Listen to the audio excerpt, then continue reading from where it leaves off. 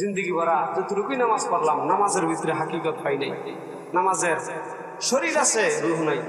দাঁড়ায় রয়েছি, রূহ নাই। আল্লাহ নবী বলেন এক সময় এমন আসবে যে মানুষ কাতারে কাতারে নামাজে দাঁড়াইব, মুসল্লিদের নামাজে একটা রমন থাকতো না।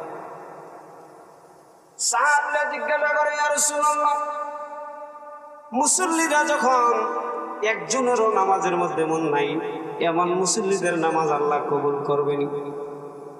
আল্লাহর নবী বলেন, মুসল্লিদের যদি মন না থাকে, ইমামের যদি মনে থাকে, ইমামের উসিলায় আল্লাহ কবুল করবে।